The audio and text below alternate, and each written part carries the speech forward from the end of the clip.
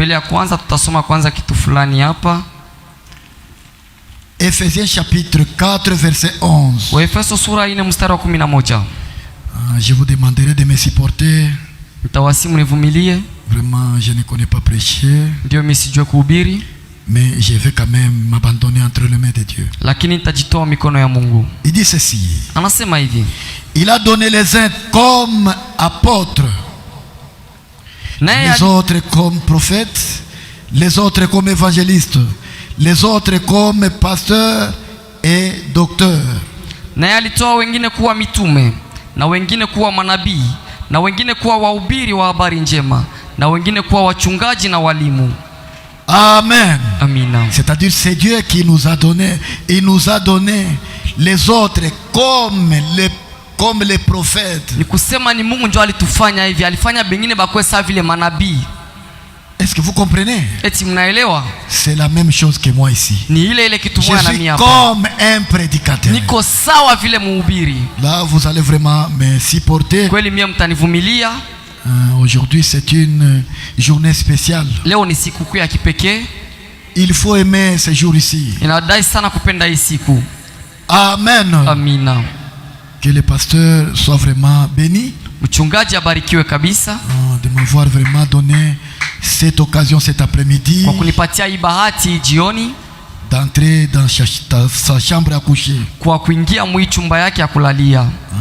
Vraiment pardonnez-moi, je n'ai pas même beaucoup étudié. Kweli mnisamee sikusoma sana. Moi ce qui m'aide c'est les dons que Dieu a donné à moi. Kenye kunisaidia kamie ni ile zawadi Mungu aliweka ndani yangu. Dieu m'a donné un don. Mungu alinipatia zawadi. C'est à travers ce don que je vais essayer un peu de m'abandonner entre les mains de Dieu. Nikupitia ile zawadi ndio nitajaribu kujitoa mikono ya Mungu. Je ne sais pas kama mko bakeni hapa. Est-ce que mko bakeni? Je ne sais pas s'il y a des visiteurs ici. Il y en a des visiteurs. Bakeni banyangule mbele mkono yule. Que les visiteurs lèvent d'abord leurs mains. Tuko na moya kwa frère. On a du côté des frères un visiteur.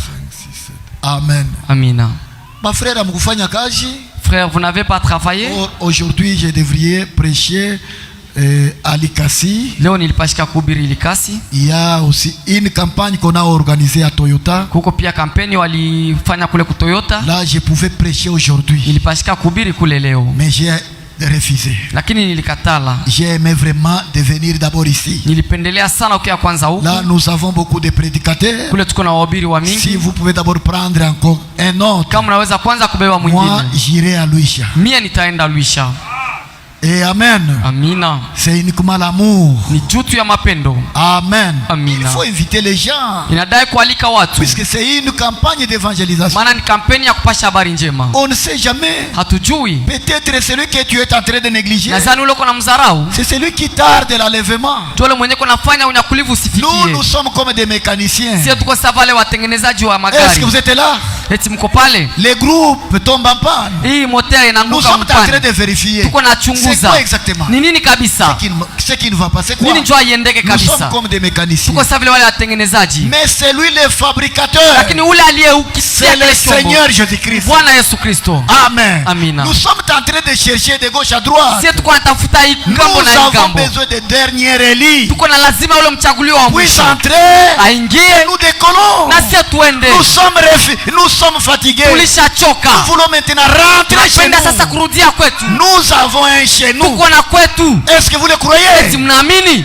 Nous avons un chez nous. Tuko na kwetu. C'est pourquoi ce soir je voulais prêcher à Likasi. Ndio maana magharibi nilipenda kuhubiri Likasi. Il y avait une jeune fille. Kulikuwa binti moja. Qu'on est allé ramasser quelque part. Walienda kumlokota fasi fulani. Quand il y avait la guerre. Wakati kulikuwa vita. Et cette fille. Na ule on l'avait amenée. Balimleta. Dans la maison de Naman. Nyumba ya Namani. Hey. Na subitement. Kwa ghafla. La jeune fille. Ule binti. A regardé Naman. Akamwangalia Namani. Mama.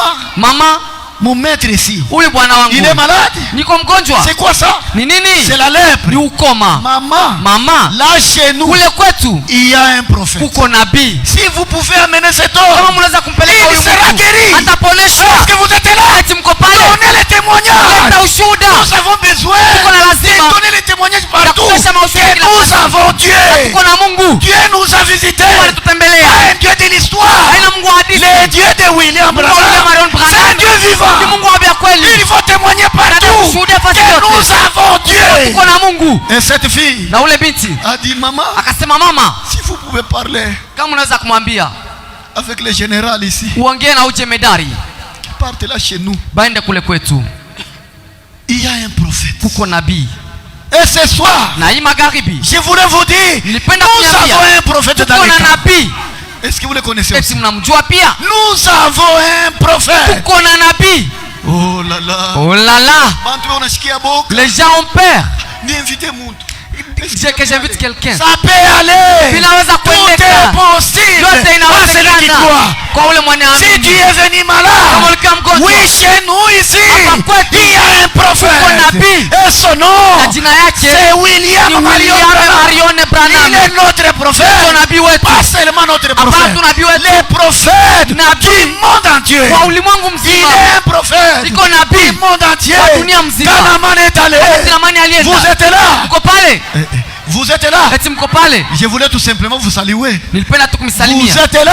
Eti mko pale? Et quand Naman Wakati Naamani est allé voir les prophètes, kumwona nabii, il y avait les diacres là-bas. kulikuwa mashemasi pale. Monsieur, bonjour, c'est qui? Jambo bwana, ni nani? C'est moi, le général Naman. Mimi ni jemedari Naamani. Je suis venu voir les prophètes. Na kuja kumwona nabii. Amen. Amina. Et les prophètes, Na nabii il a dit, akasema, allez dire à Naman, wewe kamwambia Naamani il aille là-bas, aende s'est kule, jeté dans les Jourdains, ajitupe mliondani 7 fois mara seulement, 7 et il sera guéri. na ataponeshwa. Donc j'ai besoin de voir d'abord Niko na lazima kwanza les kumuona prophètes. nabii. Vous êtes là. Uko pale? Bon, toi, tu es. Laissons d'abord ça. Bila bina bien, toi, pas. Ça ne regarde pas. Moi, le problème qui me dérange, Mimi mambo yananihangaisha. moi, j'aime voir les dieux de Branham. Napendaka kumwona Mungu wa Branham. Où est ce Dieu-là? Ule Mungu iko wapi? Les dieux de William Branham. Mungu wa William Marion Mais Branham. d'abord se tenir debout. Tunaweza kwanza kusimama wima. Pardonnez-moi, vraiment, pardonnez-moi. Mnisamee, mnisamee. Oui. Ndio. Jean chapitre 11. Yohane sura 11. Là, nous allons commencer au verset 18. Tutaanza kumstari wa 18. Il dit ceci. Anasema hivi, Comme Bethanie était près de Jérusalem, à 15 stades environ, beaucoup de Juifs étaient venus vers Marthe et Marie pour les consoler de la mort de leur frère. na Betania ulikuwa karibu na Yerusalema kama kilomita 3, na Wayuda wengi walikuwa wamekuja kwa Martha na Maria kuwafariji kwa ajili ya ndugu yao. Lorsque Marthe apprit que Jésus arrivait, elle alla au-delà de lui, tandis que Marie se tenait assise à la maison. Basi Martha wakati aliposikia kwamba Yesu anakuja, alikwenda kumkuta, lakini Maria alikaa nyumbani. Marthe dit à Jésus, Seigneur, si tu étais ici, mon frère ne serait pas mort. Basi Martha akamwambia Yesu, Bwana, kama ungelikuwa hapa, ndugu yangu asingelikufa. Mais maintenant même, je sais que tout ce que tu demanderas à Dieu, Dieu te l'accordera. Lakini ninajua hata sasa yoyote ambayo utaomba Mungu, Mungu atakupa. Jésus lui dit, ton frère ressuscitera. Yesu akamwambia, ndugu yako atafufuka. Je sais, lui répondit Marthe, il restera à la résurrection au dernier jour. Martha akamwambia, ninajua kama atafufuka katika ufufuko wa siku za mwisho. Jésus lui dit, je suis la résurrection et la vie. Celui qui croit en moi vivra quand même il sera mort. Yesu akamwambia, mimi ni ufufuko na uzima. Yeye ambaye ananiamini mimi, hata anapokufa ataishi. Et quiconque vit et croit en moi ne mourra jamais. Crois-tu cela? Na kila mtu mwenye uzima na kuniamini mimi hata kufa hata milele. Unaamini haya? Siku yangu ya kuona Bwana inakaribia sana. Naamini kuona Yesu uzima. O siku yangu kuona Bwana Yesu inakaribia sana. Naamini kuona Yesu uzima. Mungu baba yangu, mfalme wa mbingu na dunia, mimi niko microphone, mimi nataka nikuachie fuasi, we mwenyewe uingie usaidie taifa yako iko dans les besoins. Oh Père éternel, qui est comparable à toi, je m'abandonne entre tes mains. C'est comme David qui pouvait dire, je suis dans la joie quand on me dit d'aller dans la maison de l'Éternel. C'est là où il y a toutes choses dont nous avons besoin. C'est là où il y a la vie éternelle. C'est là où il y a la consolation. C'est là où il y a la bénédiction. Mayasa. C'est là où, Seigneur, la vie est en abondance, Seigneur. Sois avec nous du début jusqu'à la fin. Et pour la gloire de ton nom, au nom de Jésus-Christ, notre Père, que nous disons tous Amen.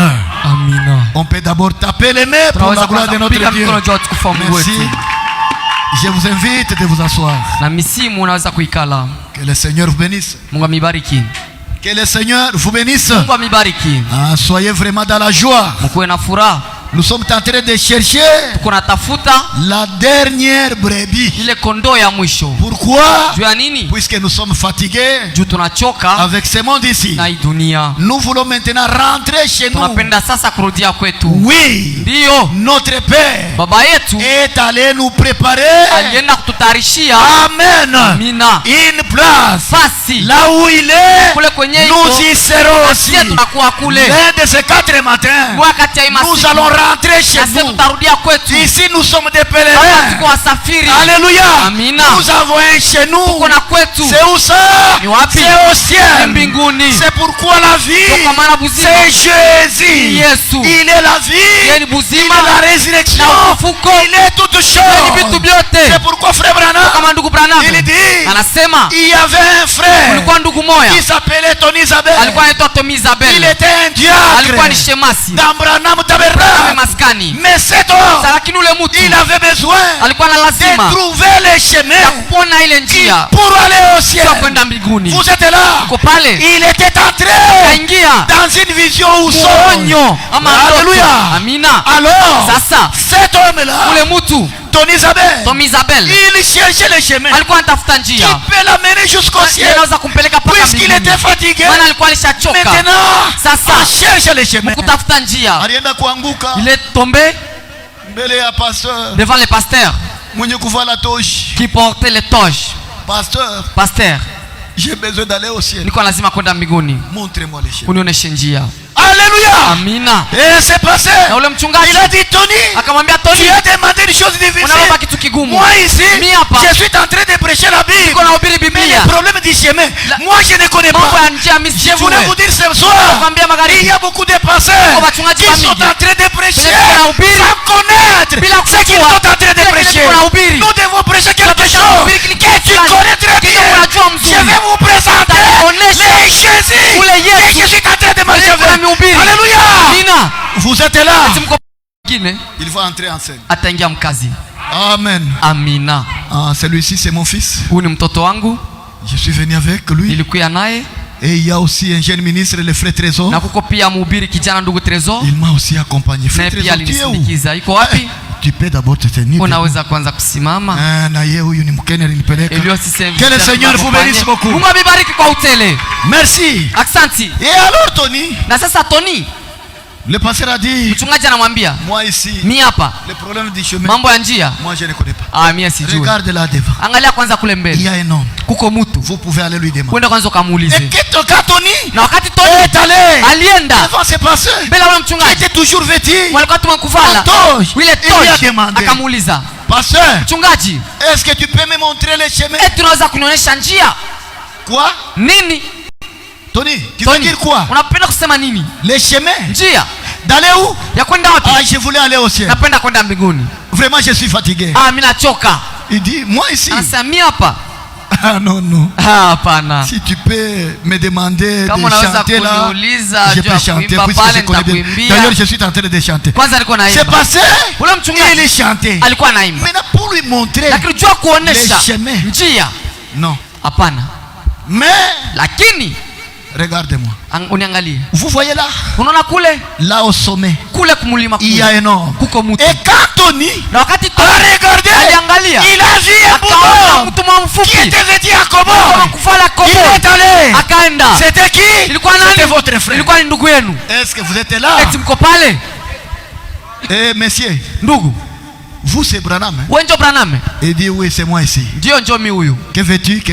Unapenda nini? Non, non, je vous laisse. Vous pouvez me montrer les choses. Nilipenda kama unaweza kuonyesha njia. Oh! Tu es tombé vraiment dans une bonne main. Unaangukia mikono mzuri. S'il y a un homme qui connaît les chemins, aujourd'hui, c'est cet homme ici. S'il y a quelqu'un qui connaît bien Jésus, il est là. C'est lui qui nous a montré ce Jésus qui nous a donné. Alléluia. C'est pourquoi Branham, il n'est pas notre Dieu. Branham, il est notre guide. C'est celui qui connaît bien les chemins. Alléluia. Merci Seigneur. Vous êtes là? Eti mko pale? Il est le guide. Yeye ni kiongozi. Le guide de l'âge. Kiongozi wa kizazi. Si tu veux aller au ciel, kama unapenda kwenda mbinguni, suivez le guide. wewe fuata kiongozi. Il a dit Tony. Alisema Tony, venez. Kuya. Voilà les chemins. Ona njia. Voilà. Njoo hii. Ils sont arrivés Bakafika à un endroit. Fasi moya. Il a dit Tony. Akamwambia Tony, tout le long de ma vie, wakati wa maisha yangu yote, ce chemin ici que je suis en train de suivre. hii njia ndio niko nafuata. Maintenant ce chemin, sasa hii njia, vous n'allez pas marcher avec moi. Hautatembea na mie. C'est un chemin. Ni njia que vous allez marcher. Ya utatembea toi seul. Wewe mwenyewe. Je voulais maintenant te laisser. Napenda sasa kukuacha. Tu peux aller. Maintenant, n'abandonne pas les empreintes. Lakini usiache kufuata imani yako. Unaona imani yako. Continuez. Endelea. Jusqu'à ce que vous arriverez au ciel. Les chemins. Les chemins. C'est Jésus. Yesu. Alléluia. Amina. Même Branham. Il suivait aussi les chemins. Qui est le chemin? Les chemins. C'est Jésus. Est-ce que vous êtes là? Vous êtes là. C'est pourquoi Jésus, qui était avec Marthe et Marie. Vous êtes là? Marthe, Marie, Maria, Lazare. Ils étaient des orphelins. Leurs parents étaient déjà morts. Alors Jésus est allé chez Marthe. Il était quelqu'un qui n'avait même pas un endroit où se reposer. Les créateurs de ces de la terre, il n'avait pas même un endroit. Marthe, Lazare, venir habiter chez vous. Le créateur du ciel et de la terre, il s'est fait pauvre à cause de toi et moi pour que nous soyons sauvés. Si Jésus était enflé d'orgueil, la majorité ne devrait pas être sauvée. Puisqu'aujourd'hui, nous avons dépassé les bishops. C'est quoi ça? Jésus était un homme très simple. Il pouvait même s'asseoir sur terre. Il pouvait même parler avec les gens moins valeureux. Vous êtes là. Mais aujourd'hui, c'est où? M'appelez où? Ah, mais je n'irai pas là-bas. Moi, j'aime prêcher ici à l'Ikasi. Moi, je suis un prédicateur. J'aime beaucoup le brousse vraiment. C'est là où j'aime beaucoup. Bunkea, la bombo et autre chose. C'est là où j'aime aller prêcher. Parce que Dieu m'avait appelé moi. J'ai prêché les pygmées là-bas. Forêt équatoriale. C'est là où j'ai prêché les pygmées. Il y a aussi les enfants de Dieu là-bas. Les pygmées. Il y a aussi les enfants de Dieu. J'ai mangé avec eux. J'ai dormi avec eux. Alléluia. Pourquoi nous sommes en train de chercher? Peut-être la dernière brebis. Elle peut être ici. Alléluia. Et la dada, nous t'attendons. Mon frère, nous vous attendons. Venez rapidement. Nous sommes fatigués. Et alors, Jésus, qui était un ami de Lazare, Marthe et Marie, un jour, Jésus s'est déplacé. Maintenant, là où il est parti, Lazare, son ami, il dormait sur le même lit. Lazare est tombé malade. On lui a envoyé la nouvelle. Jésus, Yesu, ton ami est gravement malade. rafiki yako ko mgonjwa kabisa. Ça va, mubaeleze niko nakuja. Ok, dis-leur que j'arrive. Et après un temps, Na kisha muda fulani, on a envoyé notre nouvelle. Lazare ko mwali maututi. Mubaeleze niko nakuja. Dis-leur que j'arrive. Alléluia. Amina. Tu peux appeler les pasteurs. Naweza kuita mchungaji. Mais le pasteur ne vient ne pas. te décourage pas. Continue à aller de l'avant. Il y aura toujours un temps de Dieu. Quand cet état-là arrive, rien n'est impossible à celui qui croit. Si vous croyez, continuez. Moi j'appelle les diacres, ils ne sont pas venus à Pana. Vous êtes là. Et alors, Jésus, Yesu, ah, il a la nouvelle. Lazare est mort. Il est mort. Je suis la résurrection. Mimi ni ufufuko na uzima. Il est mort. Il est temps maintenant d'aller. Ah, ni wakati sasa wa kwenda. Jésus, Yesu, il est arrivé. Il a trouvé Lazare. Il est déjà enterré. 4 jours. Siku ine. Marthe. C'est lui à qui vous espérez. Il est là. Qui c'est toi? L'homme de Jésus. Ule mtu Yesu. Il est où? Il est wapi? Le voilà. Marthe, si vous dites découragé, ne sais pas décourager. Vous découragez pas. Dieu est avec toi. Est-ce que vous êtes là? C'est que tu es aujourd'hui. C'est Dieu qui est avec toi. Les sorciers devaient être tués depuis aujourd'hui tu es vivant. Grâce à Dieu. Vous avez connu un accident. Mais tu es sorti. C'est ça. Alléluia. La moto pouvait te cogner. Mais toi, tu es resté. Ça c'est Dieu. Vous êtes là. Vous étiez dans la maternité. Mais l'autre qui était à côté de toi, elle est morte. Mais toi, avec l'enfant, vous êtes sortis en bonne santé. Il faut remercier Dieu. Soyez reconnaissants notre Dieu. Amen. Amina. Martha. Oh Seigneur. Oh Bwana. Si tu étais là, kama ungekuwa pale, notre frère ndugu yetu ne pouvait pas mourir. Hasingelikufa. Marthe. Moi qui te parle. Mimi nakukwambia hapa. Je suis la résurrection. Niko ufufuko et la vie. Na uzima. Comment ça? Namna gani ile? Toi ici. Wewe hapa. Tu es la résurrection. Uko ufufuko et la vie. Na uzima. Oui. Ndio. Si tu crois, kama tunaamini, tu verras la gloire. Utaona utukufu wa Mungu. Est-ce que vous êtes là? Si tu crois ce soir, vous verrez la gloire de Dieu. Vous êtes là? Oui, nous voulons maintenant avancer. Merci Seigneur. Je voulais lire quelque chose. Puis Jésus vint et appela. Qui a été prêché le 17 avril 1964. Pardonnez-moi, ma voix elle est vraiment rock. Puisque j'ai prié beaucoup pour ces campagnes ici. Mais Dieu m'a donné quand même le souffle de vie que je vous prêche ce soir ici. Paragraphe 19 dit ceci. Maintenant, nous prenons l'arrière-plan de ce tableau ce soir. C'était Jésus. Lorsqu'il était juste un jeune homme, il est allé vivre avec une famille à Bethanie. Et c'était la famille de Marie, Marthe et Lazare. Ils avaient quitté leur église, ou plutôt le credo des pharisiens. Amen. Amina. Vous qui êtes venus ici pour la première fois, nous on n'adore pas Branham. Nous on adore le Seigneur Jésus-Christ, le Dieu de Branham. Mungu wa Branham. N'ayez pas honte. Nous adorons Jésus-Christ. Il est notre sauveur. Mais Branham, c'est un porte-parole de Jésus. C'est un messager. C'est la voix, c'est la bouche de Dieu. C'est un microphone sur lequel Dieu pouvait parler à travers cet homme.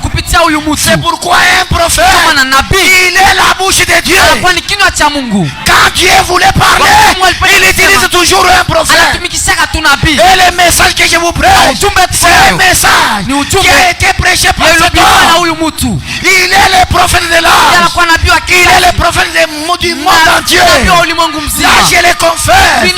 Je crois de tout mon cœur que cet homme, c'est un conducteur. C'est lui qui nous conduit vers où? Alléluia. Branham, il est l'étoile. Jésus avait cette étoile dans sa main. Maintenant la dernière étoile, c'est cet homme que vous voyez. En dehors de Branham, il n'y a pas. Nous attendons. Ce n'est que l'enlèvement. Vous êtes là. Vous êtes là. Est-ce que vous êtes là? Nous sommes dans le football. Nous sommes dans le stade. Nous voulons maintenant habiter. Alléluia. Amina. Vous êtes là. On peut d'abord taper les mains. Tu peux dire Alléluia. Tu peux dire gloire à Dieu. Tu peux dire merci Seigneur. Tu peux dire je suis sauvé. Je suis délivré aujourd'hui. Je suis guéri. Que son nom soit loué. Que son nom soit béni. Alléluia. Amina. Merci Seigneur. Alléluia. Merci.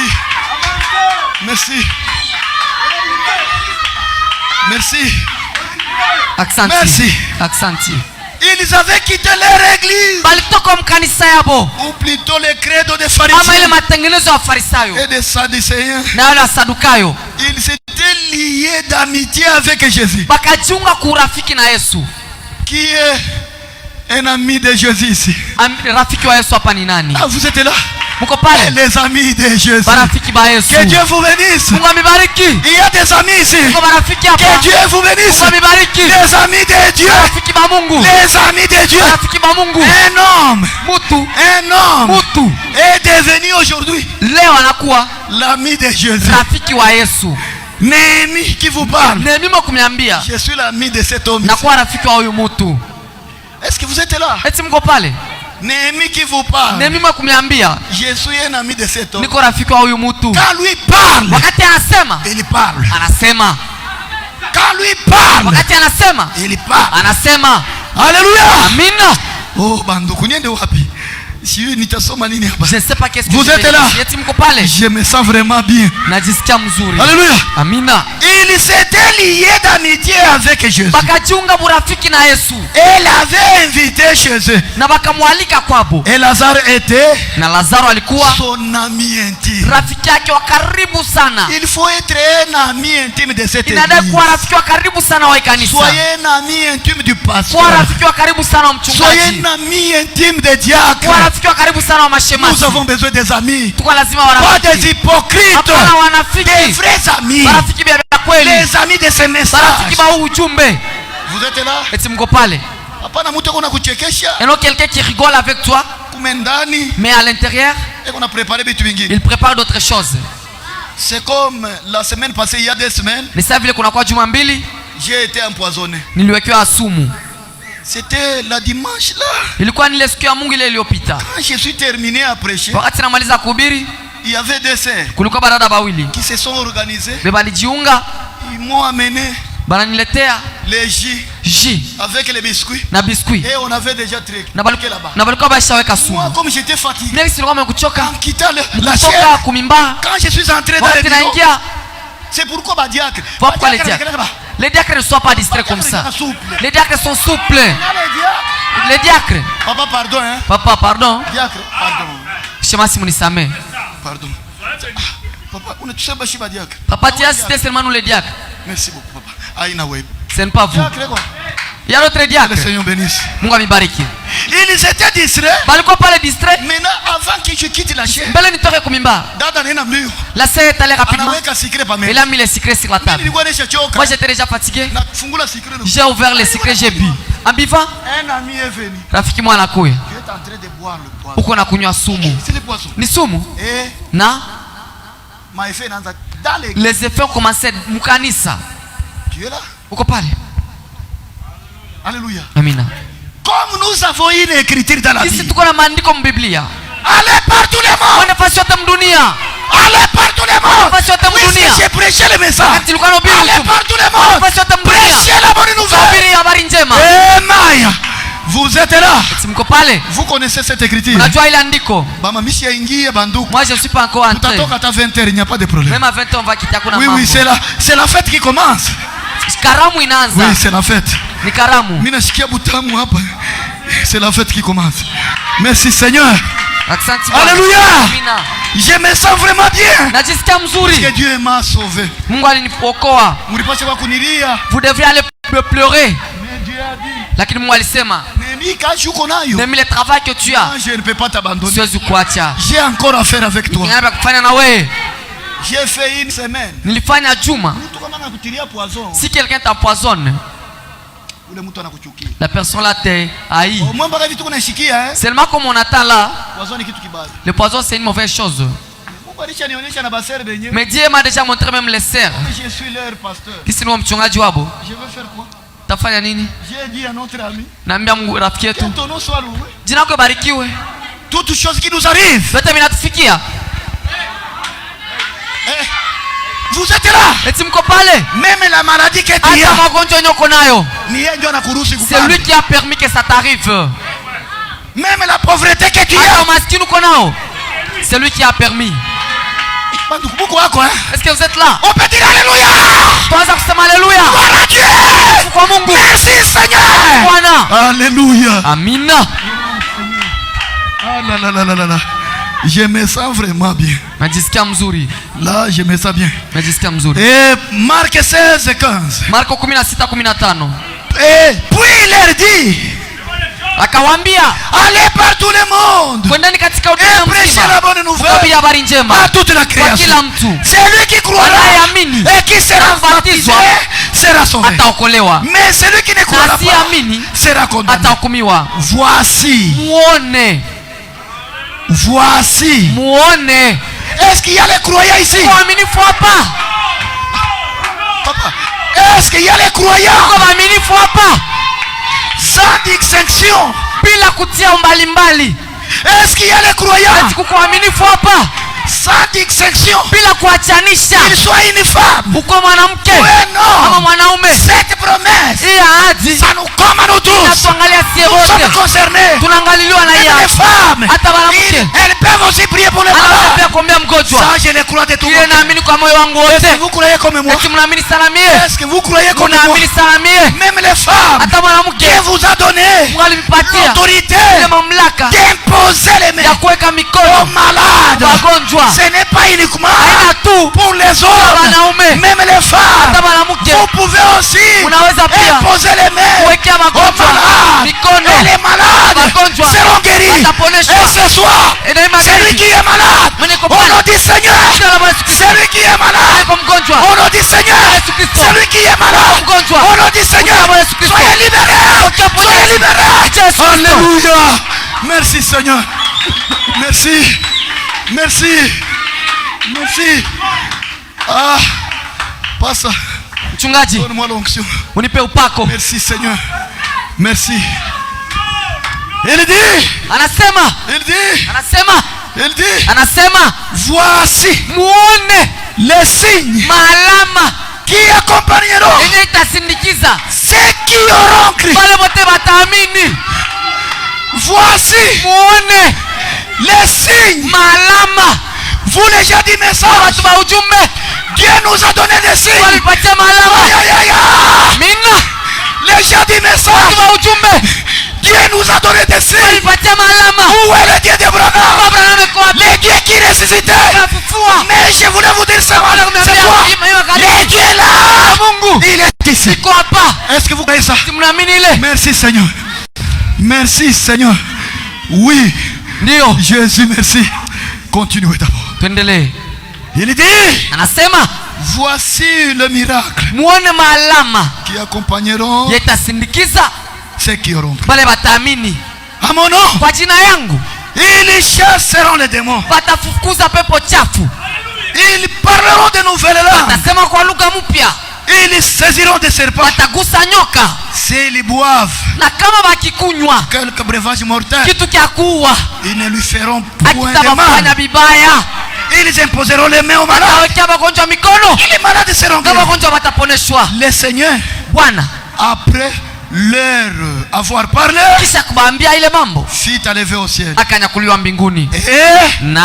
Et il s'assit à la droite de Dieu.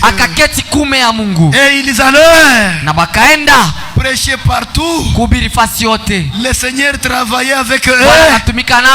Confirmer la parole par les miracles qui les accompagnent.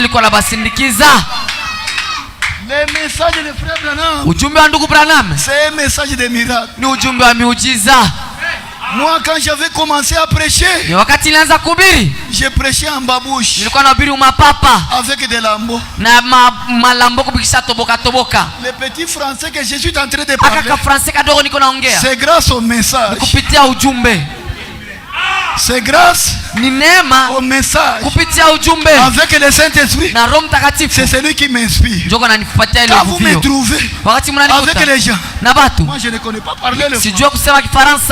Mais quand l'onction descend et qu'elle me touche, là je peux quand même essayer de parler la langue française. Vous êtes là.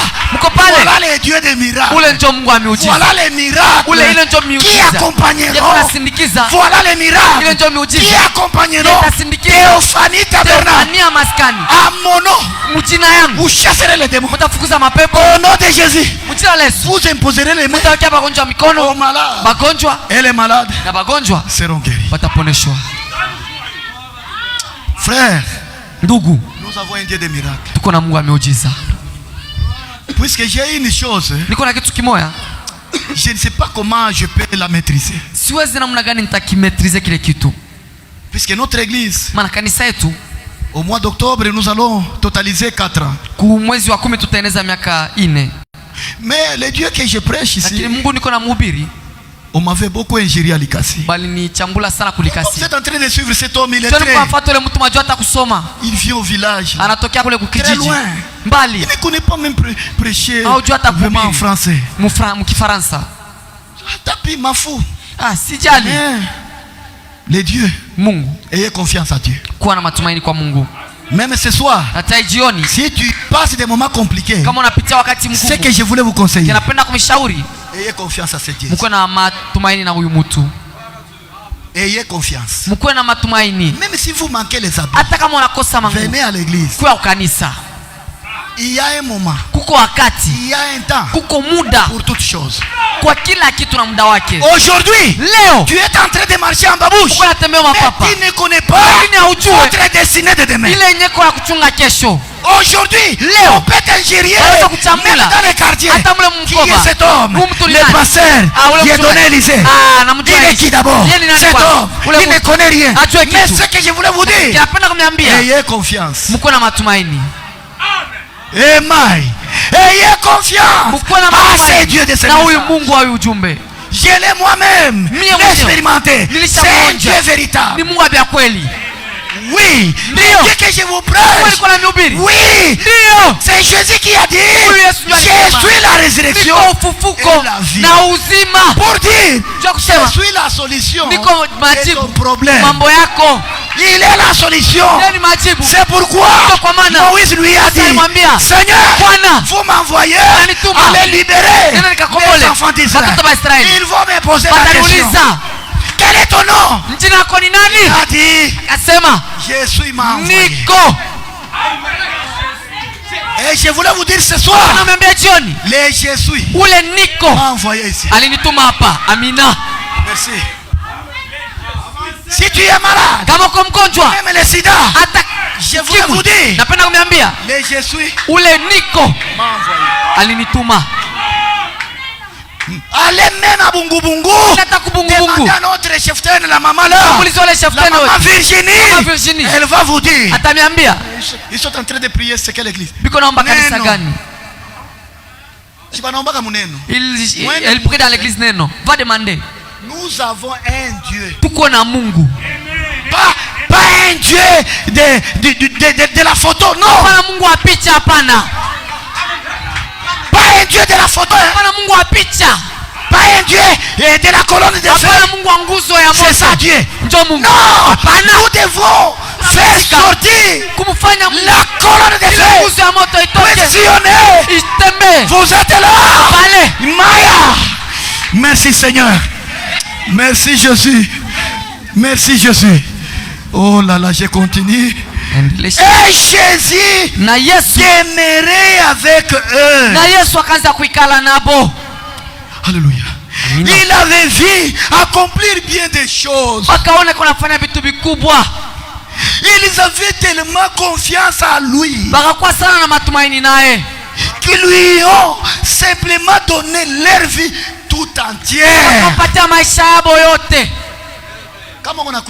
Si tu viens à l'église, confie-toi tout entier. Frère, nous avons Dieu. Tuko na Mungu. Dieu nous a fait un miracle. Mungu alitufanyia miujiza kule kwetu. Dans mon église, mkanisa yetu on avait un seul frère. Tulikuwa tuna ndugu moja qui avait la moto. Ndio alikuwa kana pikipiki. Quand j'avais commencé. Wakati nilianza. Ndugu moja. Seul frère. Ndugu moja. Qui avait la moto. Mwa alikuwa na pikipiki. Et quand nous avons commencé à prier, tulianza kuomba, les dieux Mungu que nous adorons, les dieux que vous adorez, il est descendu. Anashuka. Puisque moi, je crois à la manifestation du Saint-Esprit. Puisque cette parole, c'est la mécanique. C'est ça la mécanique. C'est que je suis en train de parler. C'est la mécanique. La Bible ici, c'est la mécanique. Dieu a fait avec Branham. C'est la mécanique. C'est de l'histoire. C'est une chose qui a été déjà passée. Les dieux de John Charit, aujourd'hui, il va m'aider à quoi? Les dieux de Hathorite, il va m'aider à quoi? J'ai besoin de ces dieux-là qui étaient avec Hati, qui pouvaient dire Hati, demande ce que tu veux. Maintenant ces dieux-là, il est où? Est-ce que vous êtes là? Où est ce dieu de Hathorite? Les dieux de Samader. Et où? Alors dans notre église, nous avons un frère qui s'appelle Sam. Et la prophétie est sortie. Néhémie, si tu peux prier à cet homme de Sam ici, je voulais commencer à bénir cette église à travers votre frère. Nous sommes allés à la montagne. Nous avons prié. Nous avons prié. Vous êtes là. Est-ce que vous êtes là? Alors on quitte ton pas. Est-ce que vous êtes là? Puisque la foi vient de quoi? Vient de ce qu'on entend. Maintenant, les dieux qui étaient les dieux de l'histoire, nous voulons maintenant l'actualiser, qu'il soit un Dieu réel, que nous pouvons les toucher, que nous pouvons les saluer, que nous pouvons dire Seigneur, il pouvait dire Shalom à tout le monde. Maintenant c'est Dieu là, il m'a dit Néhémie, prie à votre frère ici. Nous avons prié. Après une semaine, nous étions dans l'église. Le frère Sam, numéro inconnu. Il a vu un numéro inconnu. Il y a mon étranger. D'un pays étranger. Allô?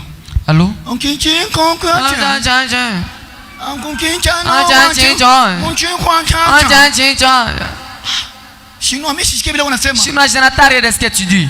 Anglais. Ah oui. Anglais, oui, là, je parle l'anglais. L'anglais? Morning. Habari mzuri. Vipi hapo? Ok. Sawa. C'est vous Sam? Wewe ndio Sam? Oui, c'est moi ici. Ndio mimi. Alors je voulais venir au Congo. Nilipenda kuja Congo. Je voulais construire une société au Congo. Nilipenda kujenga société kule Congo. Précisément à Likasi. Paka kule Likasi. Est-ce que vous êtes là? Eti mko pale? Donne-moi d'abord des directives. Unipatie kwanza maelekezo. Et on a commencé. Na bakanza. Aujourd'hui, leo, moi j'ai pris toujours avec les sœurs. Mon église, kanisa yangu iko na 26 employés. Inakuwa na watu 26 bekuwa na kazi. Nous avons commencé avec une moto. Tulianza na pikipiki moja. Na leo dans 3 ans et demi, miaka 3 na nusu kuna kwa magari. Et le Dieu que vous adorez, ce n'est pas un Dieu de l'histoire. Il est un Dieu de paradoxes, un Dieu de miracles. Il m'a dit, Néhémie, fini. Ne pleure pas. Pourquoi crier? Il me parlait tout simplement. Et quand je parlais, Seigneur, j'ai besoin d'une parcelle. Moi je peux choisir de prêcher. On avance d'abord. La foi imani vient de ce qu'on entend. Et de ce qu'on entend.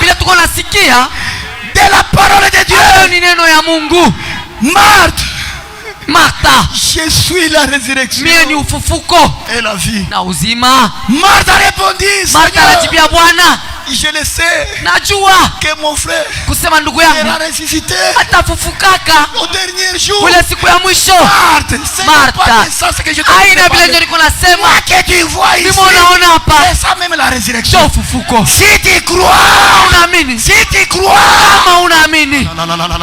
si tu crois, si tu crois, tu verras quoi? La gloire de Dieu. Alléluia. Alléluia. Amina. Alléluia. Amina. Vous êtes là. Crois-tu cela? Crois-tu cela? Qui était prêché le 6 mai 1951. Paragraphe 22. Il dit ceci. Le chapitre 11 de Saint Jean. Suivez donc attentivement. À partir du verset 18 chapitre 11 de Saint Jean, la foi vient de ce qu'on entend. Ce qu'on entend vient de la parole de Dieu. Et c'est vrai. Lisez la parole. Eh bien, vous pouvez noter cela si vous aimeriez vous référer à cette écriture. Et je vais essayer de mon mieux. Envoyer sur l'horloge. Ah oui, tout à fait. Oui, il dit. Comment ça, ok. Comme Béthanie était près de Jérusalem, à 15 stades, beaucoup de Juifs étaient venus vers Marthe et Marie pour les consoler de la mort de leur frère. Papa Néhémie est venu vous consoler de cette campagne d'évangélisation. On est en train de chercher la dernière brebis. Nous sommes fatigués. Les choses que nous voyons aujourd'hui, même dans les messages, c'est pitoyable. Marcher avec une Bible, on a même, on se sent mal. Ah oui, c'est nous ici. Mais les gens du message commencent à s'empoisonner. Aujourd'hui, Léo, que Dieu nous aide. Le chemin est devenu difficile. C'est à qui on espérait. Ce sont eux qui ont le Saint-Esprit. Ce sont eux qui sont déjà tombés. Donc c'est le chemin. Allez au ciel. Ne regardez pas celui qui est auprès de toi. C'est une affaire individuelle. C'est entre toi et Dieu. Puisque la famille peut t'abandonner. Votre église peut t'abandonner. Mais ce que je vais vous conseiller, ayez l'espoir à Dieu. Martha, ils étaient vraiment, on les avait même abandonnés. Mais leur espoir était à qui? Alléluia. Amina. Vous êtes là. Oui. Pour les consoler de la mort de leur frère. Lorsque Marthe a appris que Jésus arrivait, elle alla devant lui, tandis que Marie s'était assise à la maison. Vous êtes là? Marthe a dit à Jésus, Seigneur, si tu étais ici, mon frère ne serait pas mort.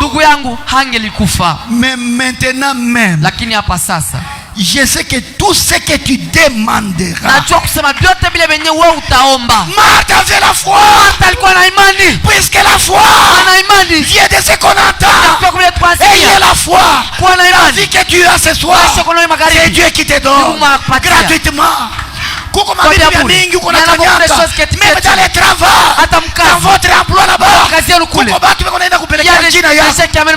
chef, ule mumutoshe mkazi. Chef, mais il faut remercier Dieu. Même au travail, mais grâce à notre Dieu, l'amour de Dieu, amen, la bonté de Dieu envers nous, alléluia. Amina. C'est pourquoi quand nous sommes vivants aujourd'hui, grâce à notre Dieu, alléluia. Amina. Et c'est tout moi qui vous parle. Et on me pouvait déjà enterrer tout. Et l'église, on pouvait la prendre par une autre personne. Quelqu'un devrait encore prendre la relève si c'est le pasteur qui devrait aller. Et je devrais partir. Mais Dieu m'a dit, j'ai affaire avec toi. Arrête-toi. Je suis allé, on m'avait amené même à l'hôpital. Chez l'un des médiacres. Il m'a amené là-bas. Il m'a examiné. Papa. Comment ça? Tu es encore trop jeune comme ça. Moi je ne peux pas mourir. Je ne mourrai pas. Parce que je mangeais. Quand tu manges même le biscuit, tu vas directement te soulager. Si tu manges même le manioc, directement. Donc dans le ventre il n'y a plus rien. Nous avons un Dieu qui guérit même les poisons. Je suis un témoin. Un témoin oculaire. Moi ici, je suis un témoin. Je suis un témoignage vivant. Moi ici, j'ai vu les gens atteints par le sida être guéris. Moi, je vous dis ce que j'ai déjà vécu. Puisque dans mon église, j'ai au moins deux couples qui ont été atteints par le sida. Quand ils sont venus accepter cet homme de Jésus, ah, c'est un homme bon. Bandoukou, c'est que nous sommes aujourd'hui grâce à ces messieurs. Il faut l'aimer. Hapana kwenda mkanisa. Aller à l'église pour jouer seulement. L'église, on vient pour recevoir la vie. Alléluia. Amina. Puisque il y a un ciel que nous allons gagner. Et il y a un enfer que vous devez beaucoup éviter. L'enfer est là. Et le ciel est là. Le diable est là. Et le Dieu aussi est là. Bantu mwana nifuata. Est-ce que vous me suivez? Oh bintu mzuri hivi banduku. Ah, les choses bonnes ça. Il dit. Anasema. Alléluia. Amina. Ah Marthe. Martha. Même maintenant. Sasa. Je sais que. Najua. Tout ce que tu demanderas. Dieu. Mungu. Dieu te l'accordera. Atakupatishia. Frère Branham il dit. J'aime ça. Napenda ile. Pas vous. Hapana na mwe. Ni bonne chose. Ni vitu vizuri. Frère Branham il dit j'aime ça. Anasema napenda hii. Et il pose la question pas vous. Na nauliza mwa muipende. Moi aussi j'aime ça. Na mimi napenda hii. Alléluia maintenant. Amina sasa. Même Apa. Tout ce que tu demanderas à Dieu. Apa sasa vyote vile utalomba kwa Mungu. Dieu te l'accordera. Atakupatishia. Jésus lui dit. Yesu anamwambia. Ton frère. Ndugu yako. Ressuscitera. Atafufuka. Quand ce genre de foi wakati la imani se manifeste, inaonekana quelque chose kitu fulani doit se passer. Kinapasika kupitikana. Est-ce que kuko mgonjwa hapa? Il y a quelqu'un qui est malade ici. Bagonjwa beko hapa? Les malades sont ici. Muko bagonjwa beko hapa? Il y a des malades sont où? Inapenda zaidi masida. Moi j'aime surtout les cas difficiles, les sida.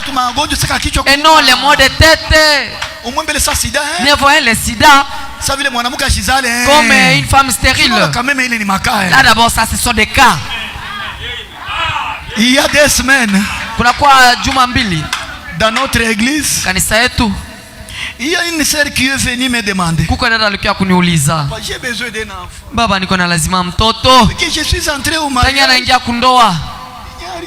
Hakuna kitu. Je vais faire comment? Utafanya je? Ma sœur. Dadangu, tu peux me laisser d'abord le temps. uniachie kwanza muda. Quand j'ai prié, wakati niliomba, puisque nous avons un vrai ami, tuko na rafiki wa kweli. Est-ce que vous le croyez? Eti mnaamini?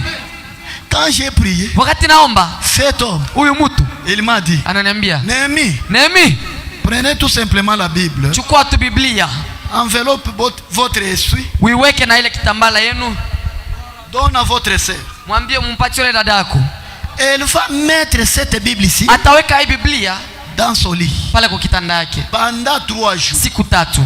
Et le 4e jour, na siku ya 4, comme le 4e jour, kisi siku ya 4, c'est le jour ni siku où Jésus est venu. Yesu alikuya Consoler qui? kufariji nani? Martha et Marie. na Maria.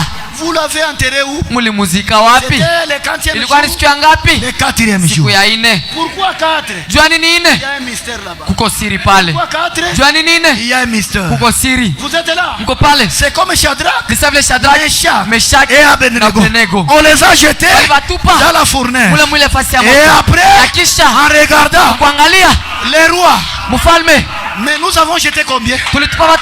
C'était combien? Les rois. Mais il y a un miracle qui se fait ici.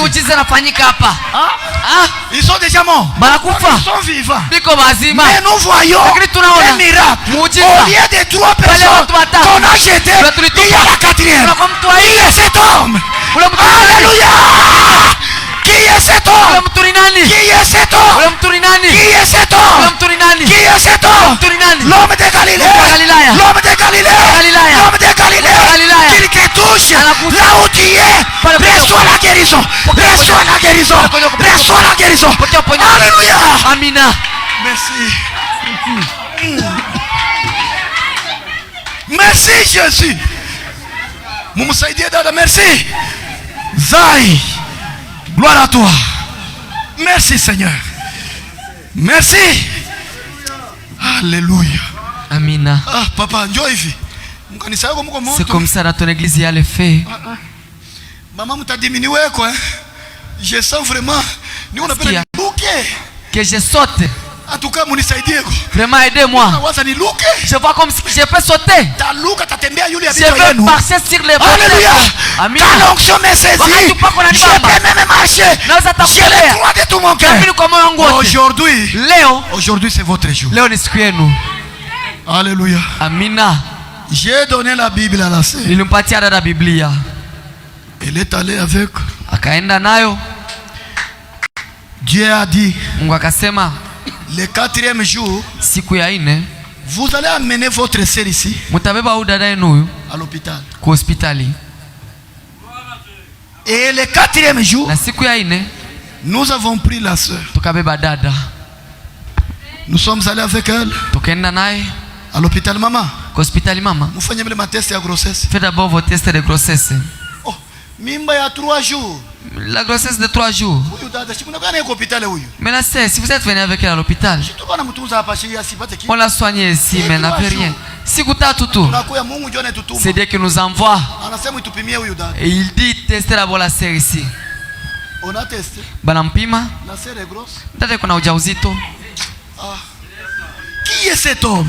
Huyu mtu ni nani? L'homme de Galilée. Mtu wa Galilaya. Pas un homme ordinaire. Aina mtu wa kawaida. Cet homme. Huyu mtu. Il n'est pas comme votre papa. Asa baba yako. Comme votre directeur de la société. Qui est différent. Ni mtu wa il est un homme de miracles. Mtu wa miujiza. Il est un homme de prodiges. Mtu wa maalama. Il est un homme très puissant. Mtu wa uwezo. L'admirable. Mwenye kupendeza. Le conseiller. Fariji. Le Dieu puissant. Mwenye uwezo. Le Dieu de la colonne de feu. L'hélice de la vallée. L'étoile du matin. Merci Seigneur. Asante Bwana. Imai. Alléluia. Amina. Oh Seigneur. Il dit. Anasema. Ya. Bama bitu binakuwa vya mingi hapa. Alléluia. Amina. Il dit, Jésus lui dit. Yesu akamwambia. Je suis la résurrection. Ufufuko. Et la vie. Na uzima. C'est lui qui croit en moi. Mwenye kuniamini mie vivra. Ataishi. Quand même il serait mort. Hata kama alishakufa. Tu peux mourir aujourd'hui. Unaweza kufa leo. Il y a encore une vie qui commence de notre côté. C'est pourquoi Lazare, alléluia, Lazare et les riches, ils sont tous morts. Quand ils sont allés de l'autre côté, il y avait une vie qui commence. Tu peux manger aujourd'hui. Il faut préparer la vie de l'autre côté. On va préparer comment? Avec la parole de Dieu. Alléluia. Amina. Est-ce que vous êtes là? Je suis vraiment du village, pardonnez-moi. Niko kule kukijiji, mnisamee. Nous échouons de supporter ça. Nous aimons vraiment ça. Vous prêchez dans les polos. Et surtout, nous on prêche avec des difficultés. Dieu nous aide. Nous portons des cravates. Alléluia. Amina. Cravate. La cravate ici. C'est la cravate de Papa Branham. Mais lakini Dieu nous a fait grâce. Il nous a donné une commission de répéter les bancs. Et frère Branham il dit, quand vous répétez les bancs correctement, je vais vous laisser. Maintenant, garde ces messages. Gardez les messages. Moi étant un homme, si vous voulez croire, croyez au message. Les messages, c'est Christ. Les messages, c'est Jésus. Les messages, c'est l'onction. Les messages, c'est la délivrance. Les messages, c'est la vie. Les messages, merci maman. Les messages, c'est toute chose. Les messages, c'est les enfants. Qui a besoin d'un enfant ici? Si tu as besoin d'un enfant, recevez, au nom de Jésus. Recevez l'enfant. Recevez l'enfant. Alléluia. Amina. Merci Seigneur. Merci Jésus. Aïe aïe aïe. Oh. Merci Seigneur. Merci Seigneur. Merci. Merci. Merci. Merci. Merci. Merci. Merci. Merci. Sabuna feza azini okowi azinana mali aziponyiro zabuna feza azini okowi azinana mali aziponyiro.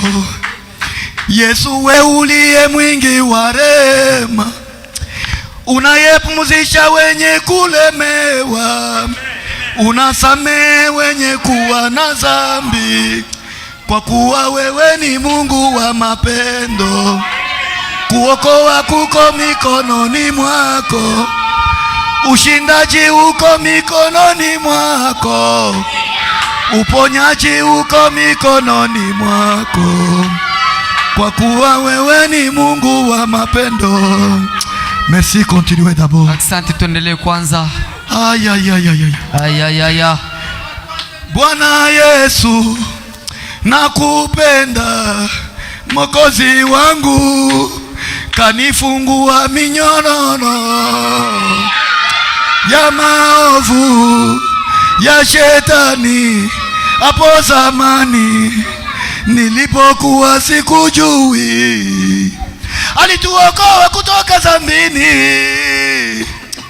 kwa tabia ya asili, alitufanya huru kweli, katuondoa utumwani, kwa damu yake nimepona, na sasa tuko huru. Gloire à toi Seigneur. On peut d'abord taper les mains. Tunaweza kwanza kupiga mikono pour la gloire de notre Dieu. Alléluia. Je voulais... Ah, il y a trop de problèmes, de choses ici. Je ne sais pas ce que je vais faire. Il y a, alléluia. Amina. Il n'y a pas quelqu'un qui peut nous aider ici. Même le pasteur ne peut pas t'aider. Mais moi, il y a l'unique. C'est Jésus. Le Dieu d'Abraham, Mungu wa Abraham, il peut t'aider ce soir. anaweza kusaidia magharibi. Si réellement tu es malade, Kama uko mgonjwa, nous avons un Dieu. tuko na Mungu.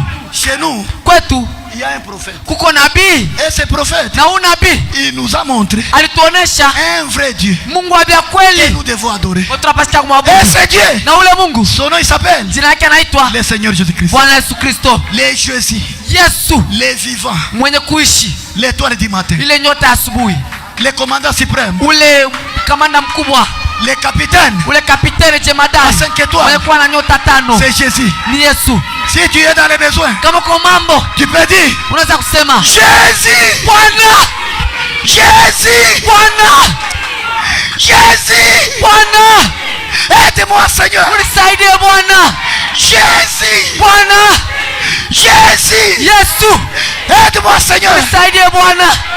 C'est comme Ni sawa vile l'aveugle Bartimée. ule kipofu Bartimayo, Fils de David, fils de David, mwana wa Daudi, ayez pitié de moi. unione huruma. Oh mes frères, Bandugu yangu, aidez-moi. munisaidie. Je voulais aller voir cet homme. Nilipenda kwenda kumwona huyu mtu. Moi ici qui est aveugle, Mimi niko kipofu, j'aime voir. napenda kuona, Mais lakini c'était difficile. haviwezekani. La foi Imani vient de ce qu'on entend. inatoka kubia tuko nasikia. On a dit à l'aveugle Bartimée, Kipofu Bartimayo, nous voyons là-bas, tunaona kule il y a une femme kuko batu qui s'est faufilée. bele biko naingia, Il y a une kuko femme mwanamke moya qui s'est faufilée. anajiingiza, Elle a touché aligusa tu les bords ile mapindo de son ya vêtement. vazi yake, Et la perte du sang ile kutoka na s'est damu arrêtée. kulisha. Qui peut m'amener? Nani mwanaweza kunifikisha? Fils de David, Mwana wa Daudi, ayez pitié de moi. unirehemu. Et Jésus, Na Yesu la foi l'a arrêté. imani kamsimamisha. Mes amis, il y a quelqu'un qui m'appelle là-bas. Kuko mtu wangu ananiita kwa rafiki yangu. Allons, Twende non, non, twende. attendez, il y a quelqu'un. Chunga, kuko mtu. Qui est cet homme Ule mtu ni nani? qui m'appelle? Mwakunita ni nani? Est-ce qu'il peut y avoir un aveugle quelque Kunaweza part? kwa kipofu Ah, hapa. non, nous avons un aveugle Tuko na là-bas. kipofu kule. Il est en train de pleurer. Iko nalia. Appelle-lui. Mumuite. Alléluia. Amina. Et quand ils sont allés, Na wakati wanafika, ils lui ont dit, wanamwambia Bartimée, Bartimayo, prends courage. beba nguvu. Le maître t'appelle. Mwalimu anakuita. Ce soir, Ni magharibi. toi qui es venu pour la première Wewe fois, ukiwa mara ya kwanza tu n'es pas venu voir Néhémie. au ukiwa kumwona Nehemi, C'est Jésus qui t'appelle. ni Yesu anakuita. Amina. Ma sœur, Dada yangu, c'est lui qui t'a appelé. mwenye alikuita Ce n'était pas ta voisine. alikuwa jirani yako, C'est Dieu. ni Mungu. Parce que Amina. Dieu aujourd'hui, Ana mie leo il utilise un homme anasema mimi anatumia aujourd'hui leo pour voir Dieu. tu kuona Mungu. Dieu Mungu est caché derrière un homme. anafichama nyuma ya mtu. Vous êtes là. Uko pale, Dieu Mungu est caché anafichama derrière votre frère. nyuma ya ndugu yako. Maman, si toi es mbele, Mama aloda ce hapo, n'est pas votre sœur. haina dada Au yako, contraire, kibali c'est Dieu ni Mungu à travers kupitia votre sœur. dada yako. Twende mbele, Aloda hapo, twende. aloda hapo. Mais ce soir, Ni magharibi, ce n'est pas Néhémie haina Nehemi qui te prêche. wanakuhubiri. C'est lui qui te prêche. Kuhubiri C'est qui? ni nani? C'est Jésus. Ni Yesu. Moi ici, Mi hapa je suis un microphone. nikipaza sauti, Derrière moi, nyuma yangu il y a l'onction. kwa upako. L'onction, Upako c'est la colonne de feu. nguzo ya moto. Derrière moi, Nyuma yangu il y a l'onction. kwa upako, Et cette onction na ile upako peut aussi parler. inaweza pia kusema. Cette onction Ile upako peut aussi parler. inaweza pia kusema. Puisque nous voyons Tu tunaona Paul Paulo dans les chemins mule munjia de Damas. ya Damascus, Quand il marchait, wakati il alitembea avait vu quoi? aliona nini? Il n'y avait pas un homme. Kwa mtu Il a vu aliona la colonne de feu. nguzo ya moto, Il a vu aliona la colonne de feu. nguzo ya moto, Il a vu aliona et la colonne de feu. nguzo ya moto. Je voulais vous dire, Nipenda uniambia ce soir, ni magharibi, la colonne de feu nguzo ya moto peut aussi parler. inaweza pia Je kusema. voulais vous dire, Nipenda uniambia la colonne de feu nguzo ya moto peut vous guérir. inaweza Je kuiponesha. peux vous dire, Nipenda uniambia la colonne de feu nguzo ya moto peut te délivrer aujourd'hui. Alléluia. Alléluia. Amina. Alléluia. Amina. Alléluia. Amina. Alléluia. Amina. Dites Hosanna. Dites gloire à Dieu. Tukufu kwa Dites Mungu. merci Seigneur. Asante Bwana. Alléluia. Amina. Merci Seigneur. Asante Bwana. Merci Seigneur. Asante Bwana. Merci Seigneur. Asante Bwana. Vous êtes là. Mko pale. Vous êtes là. Mko pale.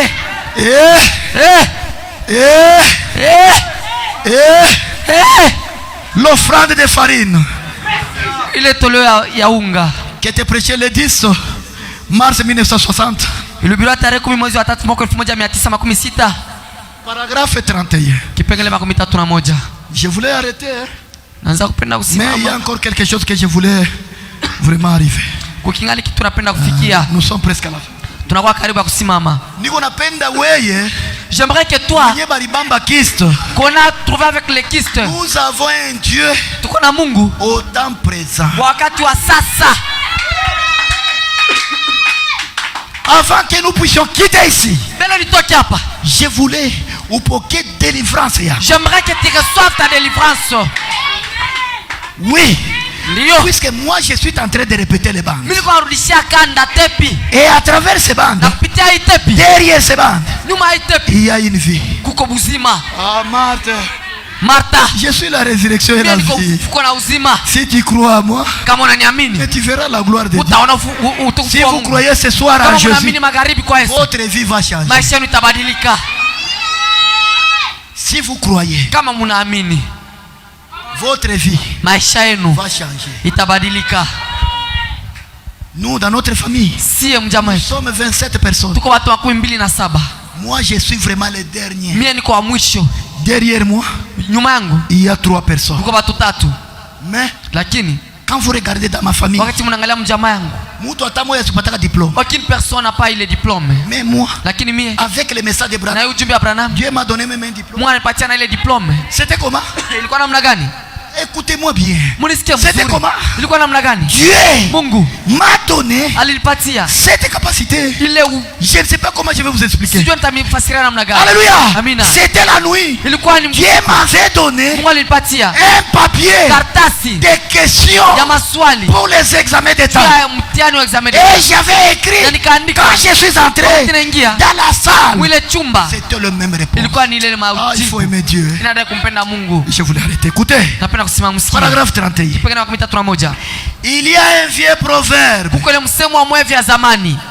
Un proverbe impie qui dit: aide-toi et le ciel t'aidera. Cela est une injure pour Dieu. Dada, sœur, même si tu as du péché, venez. Même si tu es prostitué, venez. Est-ce que vous êtes là? Chaque personne a son jour de délivrance. Celui qui prend l'alcool, laisse-lui venir. Il y aura un jour, il va se croiser avec ces messages. Celui-ci n'est pas notre frère. Chaque chose a son temps. Il y a un temps pour toutes choses. Même la délivrance. Il y a un temps pour la délivrance. Laissez celui qui prend l'alcool venir. Les prostituées, laisse-les venir. S'il y a une femme qui vient en pantalon, laisse-la venir. Dans mon église, même si c'est une prostituée qui vient en pantalon, elle viendra à sa femme. Même si elle est culotte, laisse-la venir. Puisqu'aujourd'hui, nous avons fait les gens, ils sont devenus des hypocrites. Dans notre église, c'est vous. Dans notre église, c'est seulement tu arraches les cheveux, tu portes des longues jupes. Ça, celui-là, c'est une prostituée. Des hypocrites. Laissez-la. Qu'elle vienne comme elle est. Aujourd'hui, tu n'es pas bien habillée. Laisse-la. Même si elle est dans l'habit serré. Laissez-la. Alléluia. Amen. Il y a un temps que Dieu va lui raconter. C'est comme Paul qui était meurtrier. Mais quand il s'est rencontré avec la colonne de feu, cette colonne de feu avait changé sa vie. Comme un Afrique. Vous faites les gens comme des hypocrites. Laissez-les. Vous avez fait du vernis. Si le pasteur qui donné te voit, laissez-lui. Pasteur, si tu le vois, laissez-lui. Nous aimerions que les gens changent. Aujourd'hui, les grands gars là, c'est dans le message. Un pasteur qui prêche le message, il a expérimenté une nouvelle naissance. Il va oublier les choses. Nous avons besoin si tuko na lazima de voir Dieu. ya kuona Mungu. Et frère Branham il dit, la loi de Dieu ile sheria ya Mungu est de voir ni kuona un prédicateur, mhubiri, un ministre mhubiri confirmé. mwenye kuhakikishiwa. Nous avons besoin de la confirmation.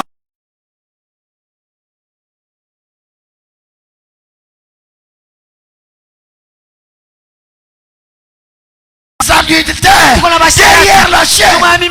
Mais notre souci, nous avons besoin d'un serviteur qui est confirmé. Vous êtes là. On peut d'abord taper les mains. Tu peux dire gloire à Dieu. Tu peux dire Hosanna. Tu peux dire merci Seigneur. Merci. Il dit, c'est là, c'est une injure pour Dieu. Dieu aide ceux qui ne peuvent pas s'aider.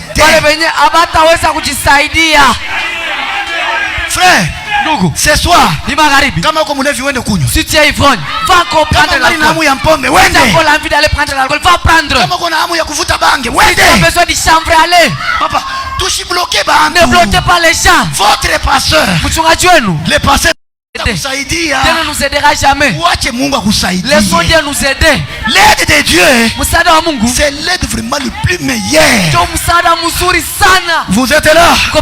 Je voulais arrêter. Il dit, c'est là, c'est une injure pour Dieu. Dieu aide ceux qui ne peuvent pas s'aider. Il est le Dieu de ceux qui ont besoin de miséricorde. Il est un Dieu miséricordieux. Et ce proverbe dit, aide-toi et le ciel t'aidera. Si vous pouvez vous aider, vous n'avez pas besoin de son aide. Vous êtes là.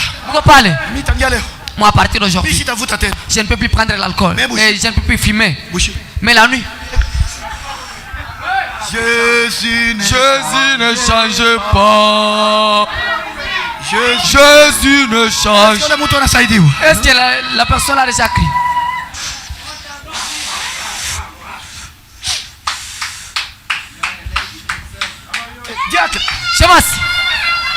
Alléluia, alléluia, alléluia. Dieu aide ceux qui ne peuvent pas s'aider. Vous êtes là. Vous n'avez pas besoin de son aide. Mais il aide ceux qui ne peuvent pas s'aider. Alléluia. Tu as tant souffert beaucoup de jours. Tu es parti même dans des prières. On t'a donné même de l'eau et même d'huile. Vous partez là dans les cachets. Si c'est Mouja Makimbilio, vous allez là-bas. Que je commence. Je voulais commencer à lire maintenant les livres. Je vois les livres devant moi ici. Je vois les gens de Mouja Makimbilio ici. Les cités de refuge. Notre cité, c'est Jésus-Christ. Amina. Vous êtes là. Notre cité de refuge. Entrez en Jésus. Et une personne qui vient avec des magies. Avant d'arriver ici, j'avais un magistrat dans mon bureau. Papa, je suis venu. On m'a fait sortir ici. Des os. Papa, toi seulement un magistrat. Est-ce qu'on peut t'enlever les os dans le corps? C'est faux. Ce sont des magies ça. Une personne qui... Ça c'est de la magie. Une personne qui fait sortir le clou, ce sont des magies. C'est que vous appelez des prophètes. Moi je les appelle des féticheurs. Mais ce que je vous dis, bien, ce n'est que la vérité.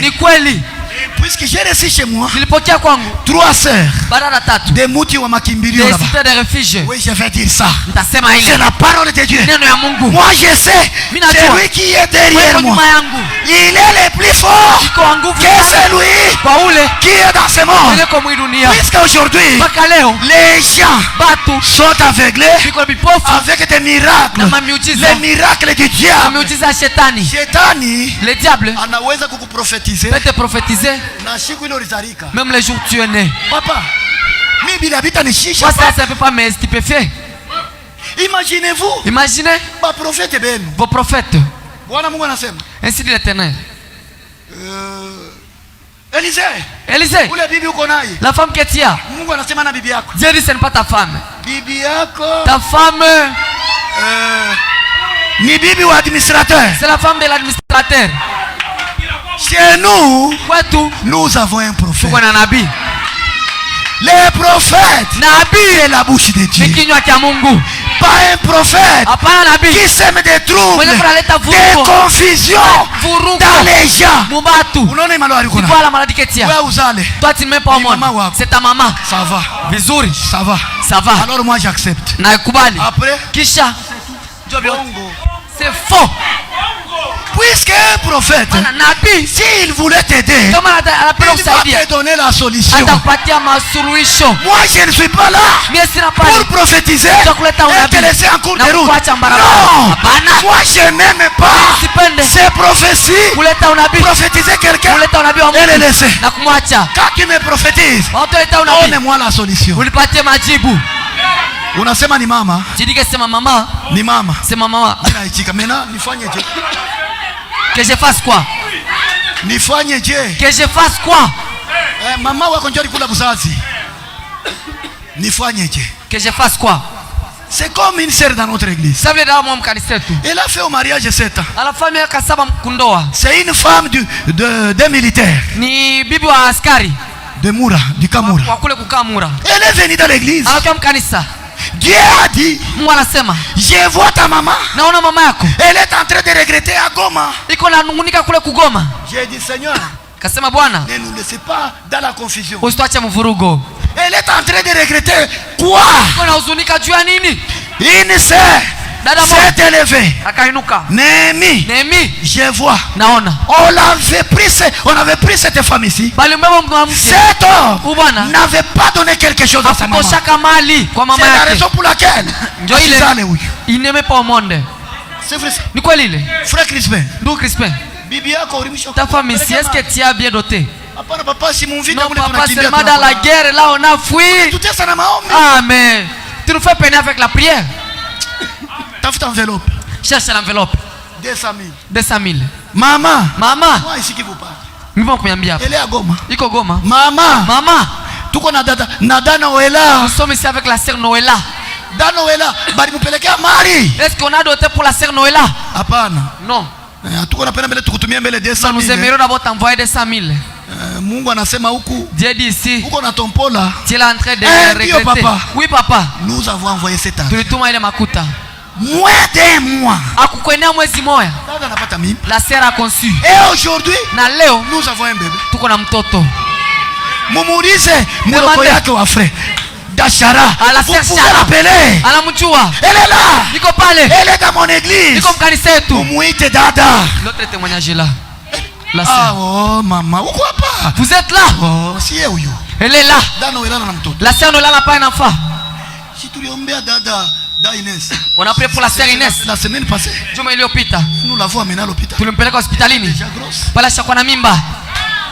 Frère, Ndugu. nous devons demander Parce que kuomba.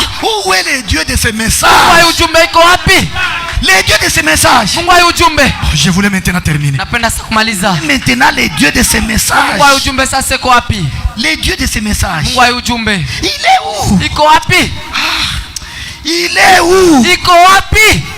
Où est le Dieu de ce message? Mungu ayi ujumbe iko wapi? Nisome wapi bandu? Que je lise où? Unipe mbele Mungu wa message ni. Nisome lwangu nataka kwenda. Que je lise Jean Parture. Alléluia. Amina. Alléluia. Amina. Écoutez-moi maintenant. Nisikilize sasa. Je voulais terminer. Napenda kumaliza. Je vais prier Takuomba. pour les malades, même pour quelques minutes. Jua wagonjwa hata kwa dakika kidogo. Et après, nous allons nous Na kisha séparer. tutaachana. Vous êtes là? Est-ce que les gens sont là? Il dit rendre un service à Dieu en dehors de sa volonté. Qui était prêché le 18 juillet 1965, paragraphe 11 jusqu'à 15. Il dit ceci: je suis content de voir que frère Richard Blair est assis là. Je viens de lire une lettre concernant une grande chose que Dieu a faite parmi les gens là-bas. L'autre jour, d'après ce que je comprends, il se peut que je me trompe. Frère Blair, si c'est le cas, corrige-moi. Il travaillait, il aidait un homme à poser des fils électriques dans une lourde.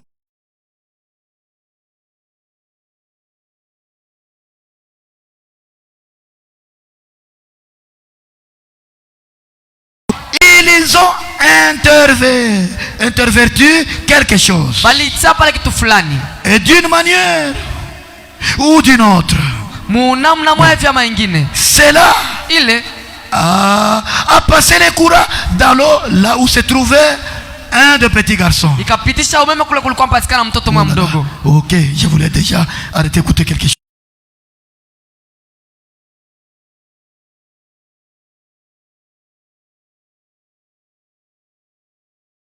Qui arrive lorsqu'on meurt à la suite d'un choc électrique. Les petits yeux s'étaient immobilisés.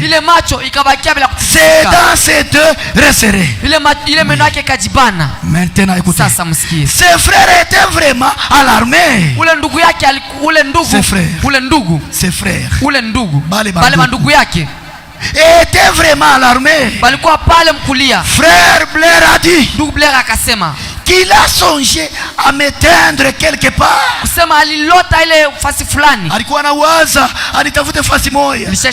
Pour que je prie pour l'enfant. Mais il s'est souvenu qu'il est écrit là où deux ou trois sont assemblés à mon nom, je suis au milieu d'eux. Et le père s'était croché les doigts en cherchant à s'introduire dans la bouche d'un petit garçon pour l'ouvrir. Alors ils se sont agenouillés, se sont mis à prier pour le petit garçon.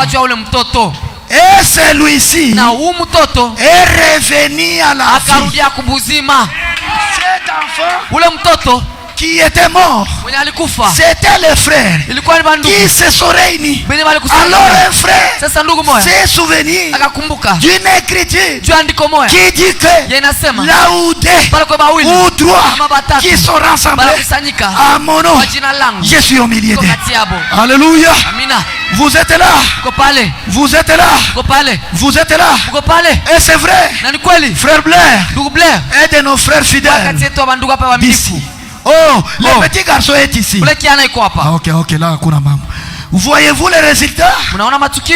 C'est que cet homme a eu comme récompense dans sa vie pour avoir cru cela. Son petit garçon a été sauvé.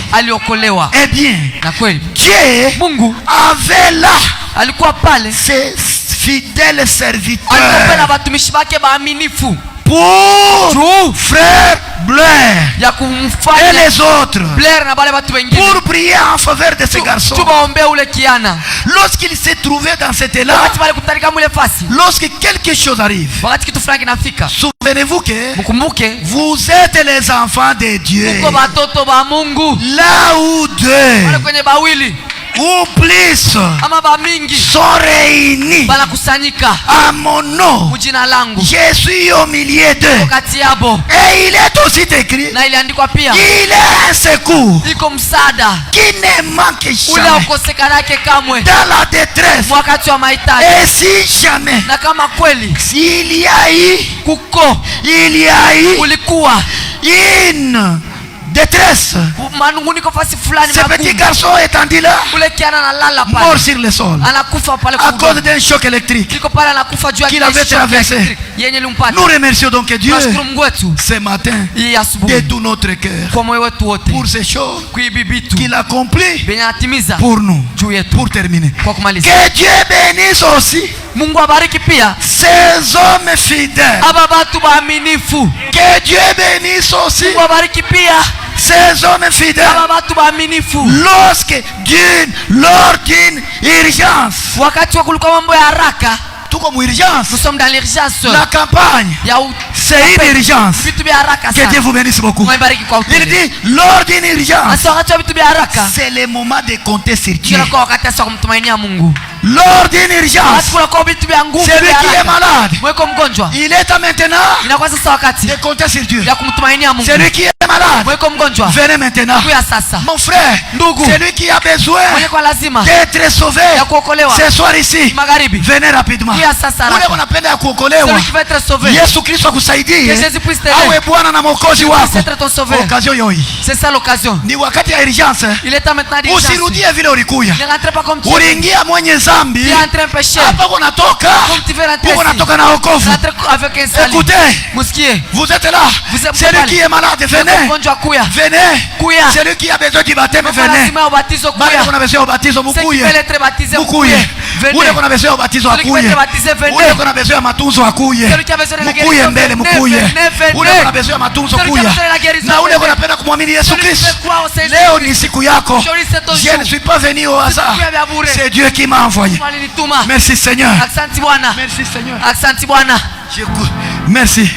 Il dit que Dieu vous bénisse. Que Dieu vous bénisse ces hommes fidèles. Lors d'une urgence, c'est le moment de compter sur Dieu.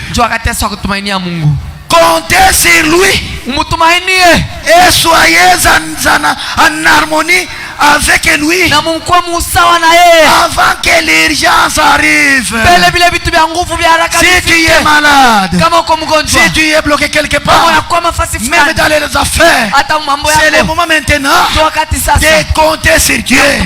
Si tu as besoin de salir, c'est le moment maintenant de compter sur notre Dieu. Le Dieu que je vous prêche, c'est un Dieu réel, c'est un Dieu véritable. Vous êtes là? Il dit, nous savons ceci. Nous savons ceci. Si nous trouvons grâce aux yeux de Dieu, nous pouvons lui demander n'importe quoi, comme vous le feriez avec n'importe quel. Il ne manque jamais dans la détresse. Je voulais vous dire, mon frère, ce que tu es aujourd'hui, c'est la grâce de Dieu, c'est la miséricorde de Dieu, c'est la bonté de Dieu. Écoutez mon frère, nous sommes des mauvais. Ce que nous sommes aujourd'hui, c'est grâce à notre Dieu, le consolateur. Paragraphe 47. Je voulais maintenant prier pour vous. Il dit, oh, ne dis pas un Dieu est bon. Oh, ne dis pas un Dieu bon. Hein? Répète bien. Oh, n'est-il pas un Dieu bon? Jésus est si bon envers nous. Et c'est bien Dieu que et c'est bien Dieu que notre Dieu est un Dieu bon. Il est si bon envers ses enfants. Il nous a donné tout ce qui est bon et qui est bon. Il a pourvu à tout dont nous avons besoin. Vous pouvez dire avec sincérité, notre Père qui est aux cieux, parce qu'il est un Père, et bien que nous soyons désobéissants, bien que nous soyons des arrogants,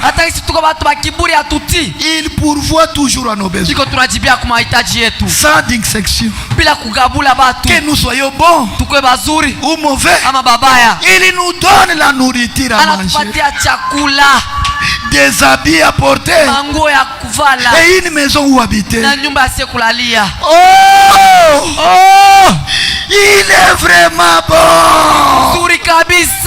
Si nous pouvons seulement regarder autour de nous et compter les bonnes choses qui nous accordaient, nous n'en finirons pas. Et si vous étiez sans yeux, si tu étais sans yeux, mais aujourd'hui tu as des yeux, tu as des jambes, tu manques même de reconnaître la bonté de Dieu. Peut-être demain tu mourras. Tu meurs dans le péché, tu seras perdu. Mais Dieu envoie son Seigneur. Regardez-moi comment je suis en train d'essuyer. C'est uniquement à cause de toi, mon frère. C'est Dieu qui m'a envoyé pour te récupérer. Tu es un enfant de Dieu. Tu es un enfant de Dieu. Il faut prendre une décision. Aujourd'hui c'est votre jour. Aujourd'hui c'est votre jour. Et si vous étiez sans nez, sans bouche, sans oreille, si vous étiez sans pied ou sans membre, ne pouvez pas marcher. Alléluia. Il vous a donné ses pieds. Et si vous n'avez pas Dieu et ne pouvez pas voir, même si vous pouviez entendre du bruit, cependant vous n'aurez pas ce que cela serait. Dieu t'a donné des yeux.